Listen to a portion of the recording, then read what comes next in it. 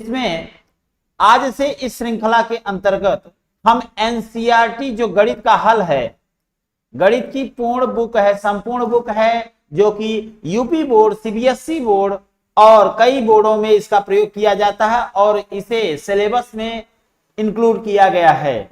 सभी बच्चों को एनसीईआरटी बुक पढ़ना जरूरी है, ऐसा कंपलसरी हो गया है हर एक बोर्ड में। तो हम अब बात करेंगे किसके बारे में? कक्षा 10वीं के बारे में।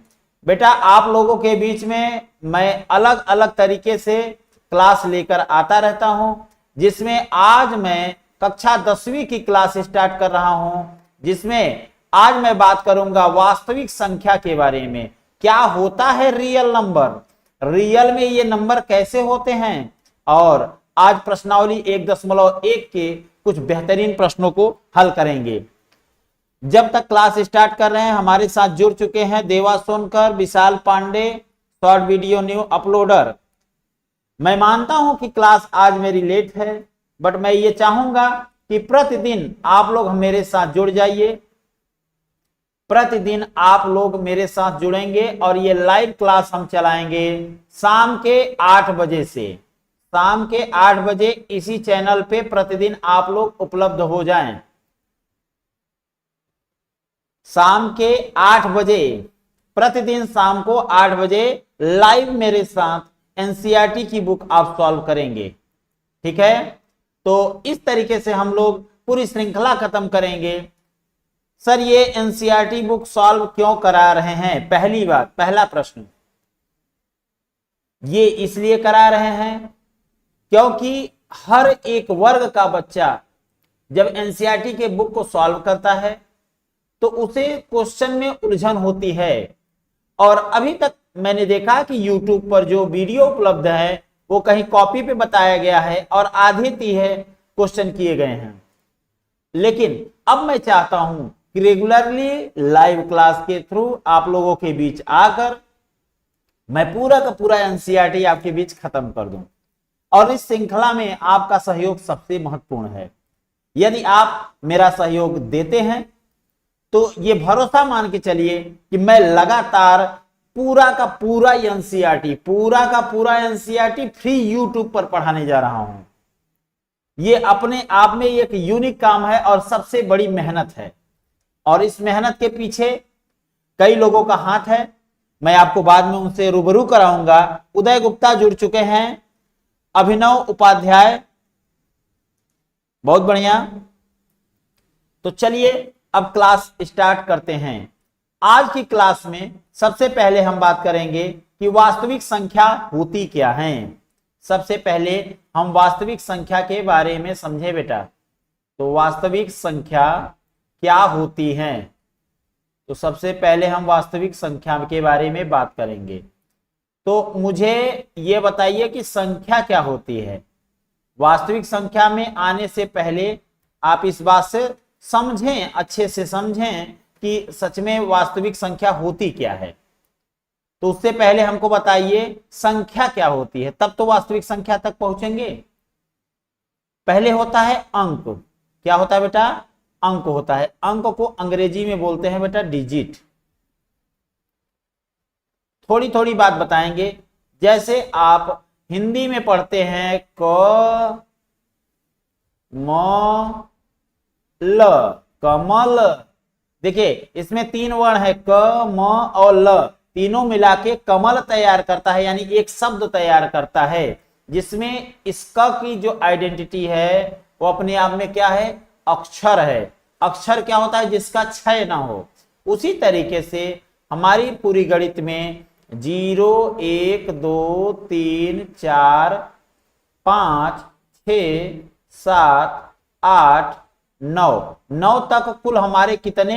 10 अंक हैं। कितने अंक हैं? 0 से लेकर 9 तक जोड़ेंगे तो हमारे पास 10 अंक हैं। इन्हीं अंकों की सहायता से बेटा हम लोग क्या बनाते हैं? संख्या बनाते हैं। यानी संख्या क्या है? इन्हीं अंकों का मेल है। संख्या क्या है? अंकों का व्यवस्थित मेल है। अंकों का व्यवस्थित मेल है। ठीक है, इस व्यवस्था के अनुसार, चलिए कुछ लाइट में प्रॉब्लम है,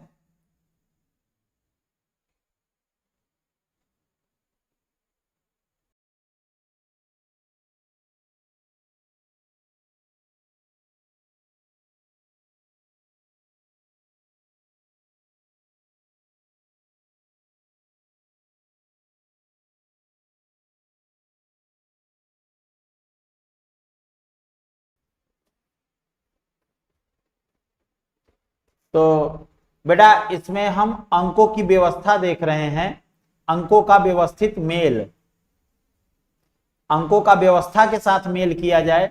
जैसे 32 दिख रहा है आपको, तो 32 में ये एक अंक का इस्तेमाल किया गया है, ये 2 अंक का इस्तेमाल किया गया है। दूसरा अंक जहां पे ये कैसी संख्या है, 2 अंकों का प्रयोग किया गया है, इसलिए ये कैसी संख्या है, 2 अंकीय संख्या है।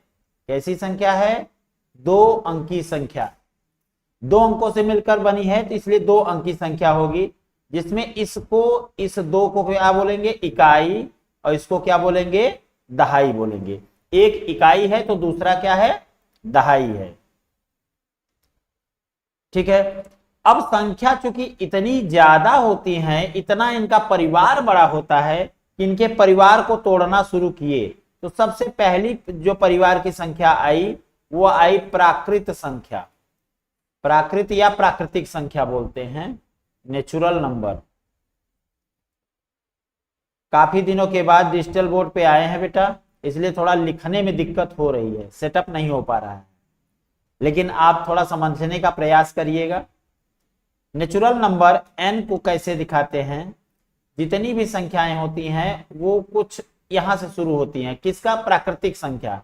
प्रकृति में स्वतंत्र रूप से जो पाई जाने वाली संख्याएं हैं, 1 2 3 4 5 एंड सो ऑन, जितना आप गिन सकें, जब तक गिन सकें, वो क्या है, आपकी प्राकृतिक संख्या है।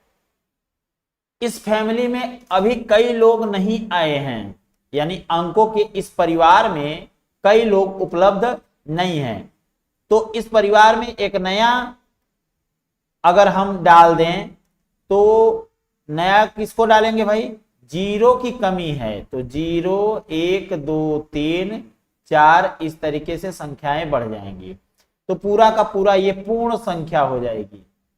क्या हो जाएगी, पूर्ण संख्या। अब परिवार धीरे धीरे बढ़ रहा है पूर्ण संख्या से। अब हम बात करेंगे पूर्णांक पर। पूर्णांक 3 प्रकार का होता है, कौन कौन सा, एक होता है धनात्मक पूर्णांक, एक होता है ऋणात्मक पूर्णांक, और ऋणात्मक और धनात्मक और केवल शून्य भी अपने आप में एकलौता पूर्णांक है।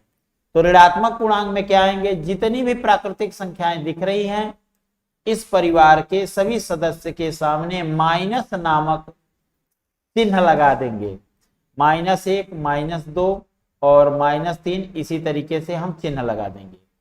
शून्य पूर्णांक में क्या करेंगे, केवल शून्य को देख लेंगे। धनात्मक पूर्णांक की अगर बात करें, इस परिवार में सभी प्राकृतिक संख्याएं आती हैं। क्या आती हैं, सभी प्राकृतिक संख्याएं, जितनी भी गिनती वाली संख्याएं हैं वे सभी आती हैं। तो इन तीनों से मिलकर एक नया परिवार बनता है, जिसका नाम है पूर्णांक। क्या बनता है, पूर्णांक। पूर्णांक अपने आप में 3 समूहों को मिला के बनता है, ऋणात्मक, शून्य और धनात्मक। लेकिन क्या अभी भी हमारे संख्या परिवार कंप्लीट हो चुका है? देखिए, सबसे बड़ी बात यही दिमाग में होती है हम सभी में ये चेष्टा होती है। हाँ, देवा, यस सर, उदय गुप्ता, ओके, ऋषभ सिंह जुड़ चुके हैं, थैंक्स फॉर इंग्लिश में बातें करने के लिए। हाँ, इंग्लिश में इसलिए बातें की जाती है कि जिससे हमारे सभी बच्चों को समझ में आए इस बात को। चलिए, अब इसके बाद एक परिवार आता है जिसका नाम कहते हैं परिमेय संख्या। परिमेय संख्या क्या होता है बेटा, जिसको हम रेशनल नंबर बोलते हैं। क्या बोलते हैं, रेशनल नंबर। रेशनल नंबर ठीक है। परिमेय संख्या, अगर हम दो पूर्णांकों के अनुपात की बात कर ले, मान लीजिए कोई भी दो पूर्णांक है p और दूसरा है q, तो p बटा q को ही हम क्या बोल देंगे, रेशनल नंबर, जहां q को कभी जीरो नहीं होना चाहिए, क्योंकि कल को q जीरो हो गया तो संख्या संभव ही नहीं है, कभी संख्या बनेगी ही नहीं। इसलिए जैसे 3/4, तो देखिए ऊपर वाला भी पूर्णांक है और नीचे वाला भी पूर्णांक है, दोनों धनात्मक पूर्णांक है। 22/7 ये भी पूर्णांक है, ये भी पूर्णांक है, इंटीजर है, ठीक है। 3.14, तो दशमलव में है तो इसको 314/100 लिख सकते हैं कि नहीं, तो दोनों पूर्णांक हो गए। अब देखिए जो परिमेय नहीं है उसे अपरिमेय कहते हैं, जैसे करणी में 2, करणी में 3, करणी में 5, कभी गलती से भी करणी में 4 मत कह दीजिएगा, करणी में 9 मत कह दीजिएगा, करणी में 16 मत कहिएगा। क्यों? करणी में 4 का मान 2 होता है, इसका मान 3 होता है, इसका मान 4 होता है। तो ये देखिए पूर्णांक शब्द मिल गया ना, और जितने भी पूर्णांक है वो सभी क्या हैं, परिमेय हैं। क्या हैं? परिमेय संख्या हैं।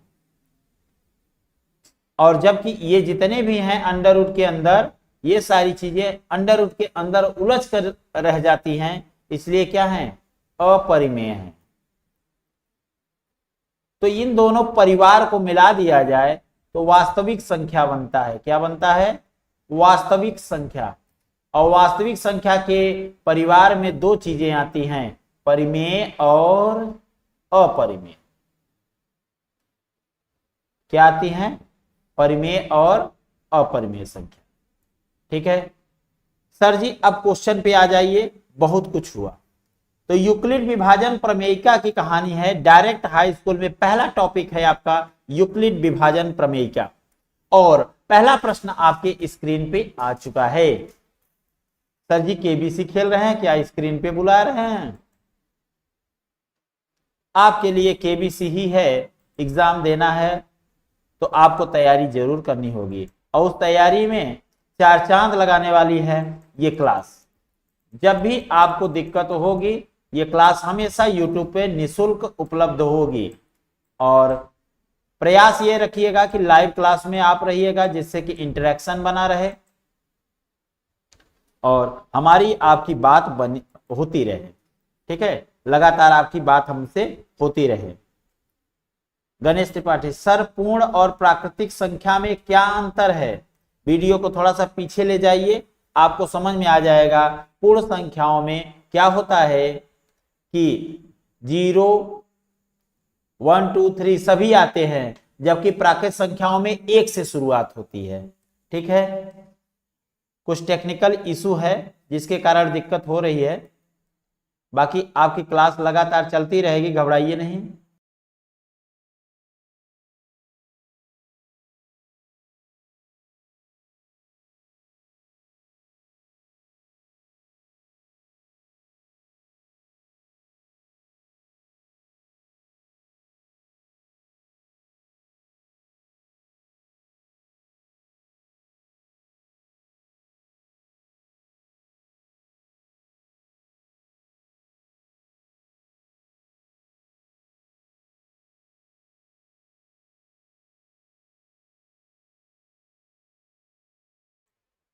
कुछ टेक्निकल इशू आ रहे हैं, पहली क्लास है, काफी दिनों के बाद हम क्लास ले रहे हैं, लाइव रूबरू हो रहे हैं आप लोगों के बीच में, तो अपने आप में दिक्कत होनी ही है, उसके लिए एकदम निशंक रहिए।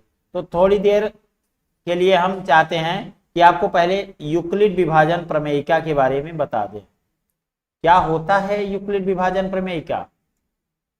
यूक्लिड कुछ इसमें स्पेशल रॉकेट साइंस नहीं है, यूक्लिड विभाजन प्रमेयिका। अभी हम जब बताएंगे तो आप सीधा कहेंगे सर जी ये तो हम जानते हैं। कैसे जानते हैं? आप हमेशा यूज किए हैं इसका, यूक्लिड डिवीजन लेमा। जैसे देखिए किसी संख्या में भाग देते हैं, जैसे मान लीजिए 23 है और 23 में 4 से हम भाग देते हैं, तो 4 पंचे 20, 5 बार ले जाते हैं और 20 यहां लिख देते हैं। नीचे 3 आ जाता है। अब देखिए, जिससे भाग देते हैं उसे हम लोग क्या बोल देते हैं, भाजक। क्या बोलते हैं, भाजक। और जिसमें भाग दे रहे हैं वो क्या होता है, भाज्य। वो क्या होता है बेटा, भाज्य। ठीक है। और जो भाग देने पर जितनी बार भाजक जाता है उसे हम भागफल बोलते हैं। और ये जो नीचे घटाने पर प्राप्त होता है उसे हम लोग शेष। तो यूक्लिड विभाजन प्रमेय का कुछ नहीं है, सीधा सिंपल समझिए कि भाज्य बराबर भाजक गुणित भागफल धन शेष। अब इसमें एक बात इन्होंने कही कि कंडीशन तो ये रहेगी कि ये तो होगा ही, लेकिन इसकी सबसे बड़ी शर्त क्या है कि भाज्य बराबर भाजक गुणित भागफल धन शेष। इसकी शर्त क्या है कि जो शेष होगा वो सदैव किससे छोटा होगा, ध्यान दीजिएगा, हमेशा भाजक से छोटा होगा जिससे भाग दे रहे हैं। जैसे यहां देखिए 4 से भाग दिया जा रहा है तो शेष 3 आ रहा है, तो हमेशा 4 से 3 छोटा आएगा शेष, लेकिन 0 के बड़ा या बराबर होगा। ये महत्वपूर्ण बात है, आप याद रखिएगा। दूसरी बात, आपको जब भी दिखाया जाता है यूक्लिड विभाजन प्रमेय का, वो कुछ इस तरीके से दिखाया जाता है कि ए कोई पूर्णांक संख्या है जिसमें अगर हम b से भाग देते हैं तो q बार में भाग जाता है, q बार भाग जाता है, और भाग देने पर शेषफल क्या आता है, r आता है। तो लिखा क्या जाता है, a is equal to b q plus r, जहां r की वैल्यू कहा जाता है कि b से छोटा होगा जिससे भाग दे रहे हैं, और 0 से बड़ा या बराबर होगा। अब ये आपके दिमाग में ज्यादा फिट करता है, भाज्य बराबर भाजक गुणित भागफल धन शेष कम फिट करता है। एग्जाम्पल में जो हम लिए हैं उसको एक बार चेक कर लें, क्या कैसे चेक होगा, देख लीजिए। इसको हम कैसे चेक करेंगे, यहां पे देखिए, जैसे हम 23 को लिखना चाहते हैं तो 23 बराबर क्या लिख सकते हैं, भाजक 4 है, भागफल 5 है, और धन शेषफल 3 है। जरा चेक करिए, 4 पंचे 20, और 20 में 3 जोड़ देंगे तो कितना हो जाएगा, 23। देखिए 23 बराबर आ गया कि नहीं, भाज्य के बराबर आ गया कि नहीं। तो इससे हमको पता चलता है कि भाज्य बराबर भाजक गुणित भागफल धन शेष होता है। ठीक है, कुलदीप यादव आशीर्वाद, गणेश त्रिपाठी आशीर्वाद बेटा। आप सभी के लिए ये क्लास लगातार हम ले रहे हैं प्रतिदिन, और इसको कल से शेयर कर दीजिएगा। आज जो भी क्लासेस में डिस्टरबेंस है वो कल तक खत्म हो जाएगी, घबराइए नहीं, एकदम नहीं घबराइए। तो मेरा चेहरा देखना इतना इंपॉर्टेंट नहीं है जितना कि आज हमारी क्लास इंपॉर्टेंट है। तो लगातार आप लोग कमेंट करिएगा।